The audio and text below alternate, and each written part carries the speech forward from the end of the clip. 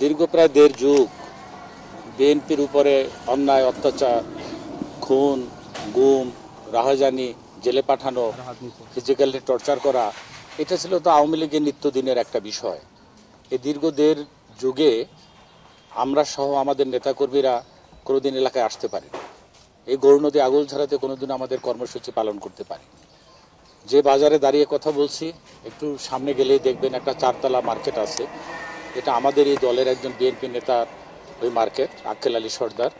ওই মার্কেটটা পর্যন্ত তারা 2 বছর অন্যায়ভাবে দখল করেছিল এবং ভাড়াটাও তারা নিত। আমরা যে অবস্থার মধ্যে দিয়ে ফ্যাসিস্ট আওয়ামী দুঃশাসনের বিরুদ্ধে যুদ্ধ করেছি, আমাদের প্রিয় অভিভাবক জনাব তারেক রহমানের নেতৃত্বে, এত স্টিম রোলার চালানোর পরেও, আওয়ামী দুঃশাসন কর্তৃক এত অত্যাচারিত হওয়ার পরেও আমাদের বিএনপি প্রচণ্ড পরিমাণে সুসংগঠিত হয়েছে। যারা অত্যাচারিত হয় একসময় এটা কিন্তু ঐক্যবদ্ধ হয়, এবং সেই ঐক্যবদ্ধ হলো ইস্পাত কঠিন ঐক্যবদ্ধ। সেই কারণে আমাদের বিএনপি গৌরনদী আগলঝাড়া সহ সারা বাংলাদেশে বেশ শক্তিশালী সংগঠন এবং ঐক্যবদ্ধ সংগঠন হিসাবে বর্তমান সময়ে দাঁড়িয়েছে। বাংলাদেশে তো ইসলামী দলগুলি এখন না, এরা অনেক পূর্ব থেকেই তো সক্রিয় রাজনৈতিক দল, এরা ওনাদের কাজ করছে।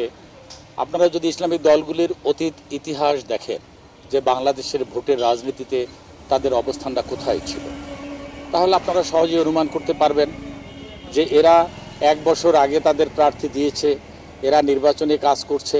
কারণ এদের সংগঠনের ব্যাপ্তি অতটা বড় না, এদের সংগঠনের যে সমর্থক রয়েছে, ভোটার রয়েছে সারা বাংলাদেশে, আপনি এটা কোনো সময় বিএনপির সাথে তুলনা করা যাবে না। তো এরা কাজ করছে। আমাদের দল বৃহৎ দল, আমাদের দল যখন নির্বাচনী প্রার্থী ঘোষণা করবে, আপনারা দেখবেন ওনারা যে 1 বছরে যে কাজ করছে, ইনশাআল্লাহ আমরা 15 দিনে জনগণের দ্বারে দ্বারে পৌঁছে আমরা এর চেয়ে অনেক ভালো কাজ করতে পারব। সেটা হলো যে বিএনপি একটি বৃহৎ রাজনৈতিক দল, এই দলের মধ্যে প্রতিযোগিতা থাকবে, প্রতিদ্বন্দ্বিতা থাকবে। আমি মনে করি that's the art of politics, এটা রাজনীতির কৃষ্টি কালচার। দলের মধ্যে যদি প্রতিযোগিতা না থাকে তাহলে ইন্টারনাল ডেমোক্রেসি এক্সারসাইজ করার উপায়টাই কোথায়? আমরা যে ভাবেই থাকি না কেন, হয়তো এখানে একটা নির্বাচনী এলাকায় একাধিক দল গ্রুপিং থাকতে পারে, একাধিক নেতা থাকতে পারে, তার ফলোয়ার্স থাকতে পারে।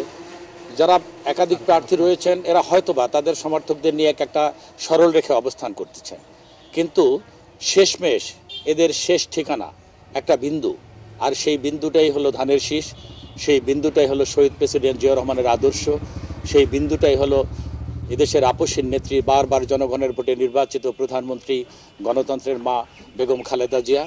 শেষ বিন্দুটাই হলো আমাদের প্রাণপ্রিয় অভিভাবক জনাব তারেক রহমানের নেতৃত্ব এবং তার নির্দেশনা। বিএনপির কোনো নেতা কর্মী আমাদের দলীয় নির্দেশনা, দলীয় সিদ্ধান্ত, দলীয় আদর্শের পরিপন্থী কেউ কোনো কাজ করবে না।